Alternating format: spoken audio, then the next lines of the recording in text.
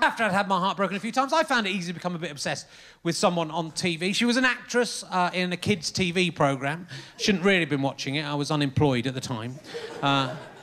She was an adult, so let's all relax. But it was a good show. Many of you remember it. It was called Press Gang. It had this brilliant actress in it called Julia Sawalha, who you all know, very sexy. She played this ballsy, ball-breaking newspaper editor, full of withering kind of witty comments, terrifying as well. I just thought, wouldn't it be amazing to be with someone as beautiful and intelligent and funny as that? I didn't think too much more about it. A few years later, I was on TV myself. I was in a show called Fist of Fun with Stuart Lee. Yeah. Don't know what happened to him, though. Do you know? He's disappeared off the radar a little bit, hasn't he? I think...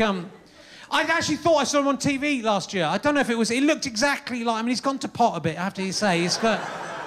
Not looking what he once was, but he was winning a golf tournament. I don't know if anyone... It looked very much... I hope it was him. I hope he's moved into golf, to be honest, because he never really enjoyed comedy or telling jokes or making people laugh or entertaining them in any way. He seemed to resent and hate humanity. Comedy seemed an odd profession for him to have chosen, so I'm glad he's moved into golf. It's more autonomous. He doesn't have to worry. He can just get on in his own little world, hitting a ball round and round, basically just repeating the same thing over and over again, going round in a circle, essentially identically, but with slight variance. So I'm glad he's found that. I hope. Good luck with the golf. That's right. If you're watching, Stu, if you bought the DVD, good luck with the golf. Hope it works out for you. But in the double act, he played the kind of cool, aloof, sexy one. I was the more nerdy, needy, immature, sexually perverted character.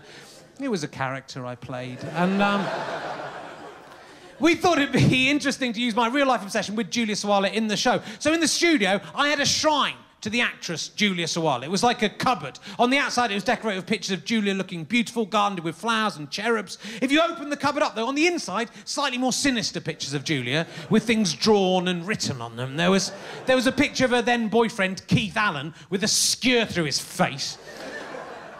And inside the cupboard, there was a well. It was a dry, deep well. It was my Julia Sawalha well. It was a homage to the film Silence of the Lambs. The unspoken subtext of the sketch was that I was planning to kidnap the actress Julia Sawalha and keep her as my well slave. That's what passed for comedy in the 1990s. You know, you're lucky you live now in the future. It's much funnier now, isn't it? Michael McIntyre would never do anything like that, would he? He just does proper jokes you can understand. To give you an example of the flavour, one of the jokes was I'd say to Stu, I love Julia Sawalha, Stu. In fact, I would say my ideal woman would have the head of Julia Sawalha on the body of Julia Sawalha. And Stu would say, well, wouldn't it just be simple to say that your ideal woman is Julia Sawalha?